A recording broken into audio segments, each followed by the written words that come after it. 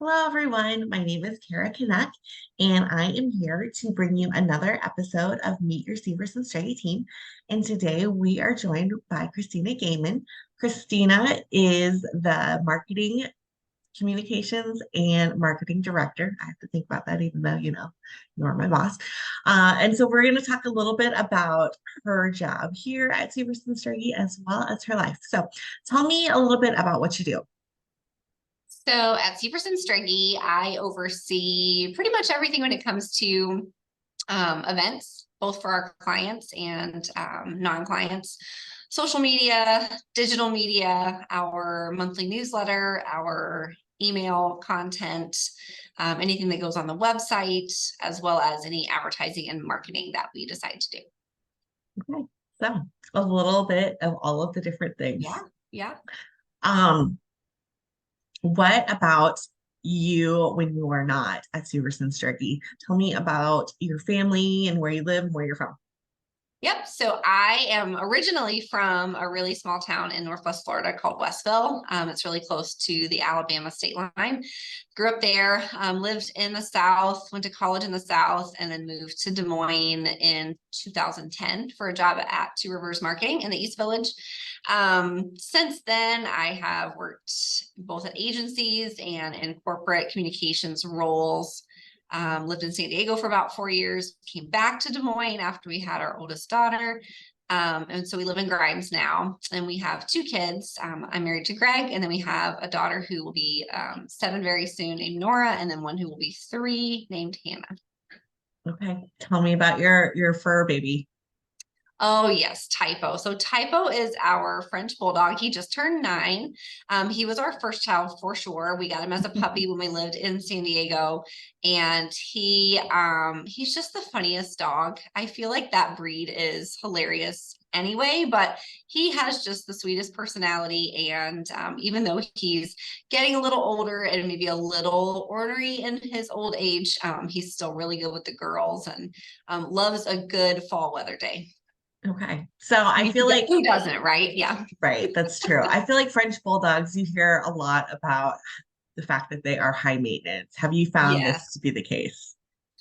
He is a special man in that he's allergic to literally almost every food but salmon, and he's a high cost claimant when it comes to medical bills and things like that, especially in the last few years. So highly recommend pet insurance for anyone considering a dog with, I don't know, predisposed genetic conditions. Do your research, people. Yeah. And I feel like I also like people talk about like French Bulldogs, like you have to like do like special like cleanings to their face and like their folds So and he's things. a little less maintenance in that way. So his little wrinkles aren't so deep. Like English bulldogs now, theirs are like that whole situation. We thought that's what we wanted at first. And as we read up on it, we were like, oh, that's going to be a lot of work. But his are not so bad. What we do have to do is he has to have nose butter. So like his little nose gets all cracked and dry. So there's a special stuff that you can buy on Amazon. And yeah, that's about as far as it goes on the face. Yeah. Okay, well, there you go. Just sweet Um, man. yes, well, pets are part of our families, and we They do are. lots of things Yeah. to keep them happy and comfortable. Mhm.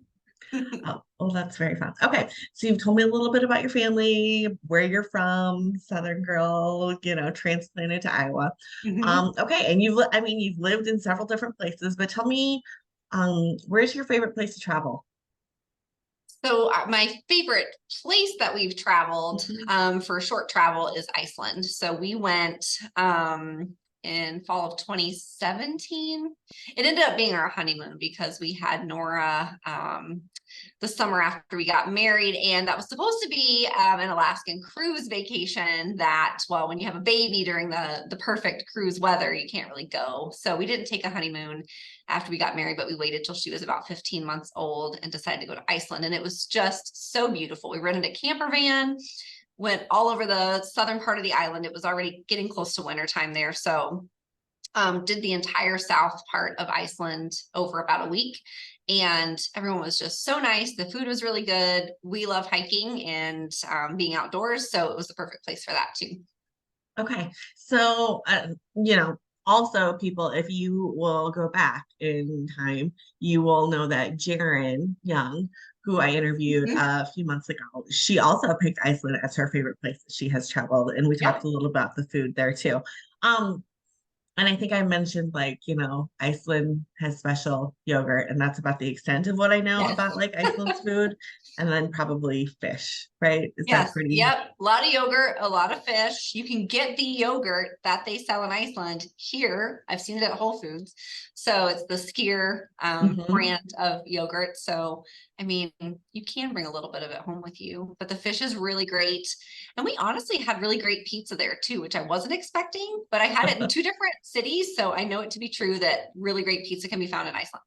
Okay. I mean, and the common misconception is that Iceland is icy and Greenland is green, but actually it's the opposite, where Yes. Iceland is a lot Yeah, more from what I've temperate. heard.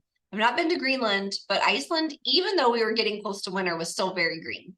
Mhm. And it rained literally every day we were there for at least an hour or two. So, I mean, you could see why it stays green, I suppose, but really beautiful waterfalls and volcanic areas. And we did go to the Blue Lagoon, which is highly commercialized, right, for tourist reasons, but it was the perfect thing to do right when you got off the airplane and you landed there. Mhm. And it's super close to the airport, maybe like within 30 minutes. And it was a great way to just kind of like, I don't know, decompress from the flight and introduce yourself to kind of what they consider to be their culture. So Okay. that's fun.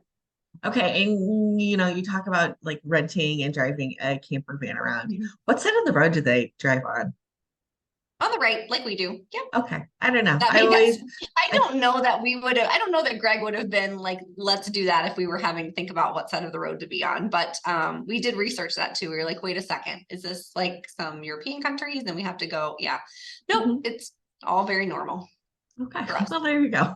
No treacherous driving situations. Nope. Okay. Well, there you go. Thank you, everyone, for joining in and getting to know Christina a little bit. We are excited to continue this series and to have you meet some of the employees at Syverson Strege. Thanks, Christina. Thank you. Bye.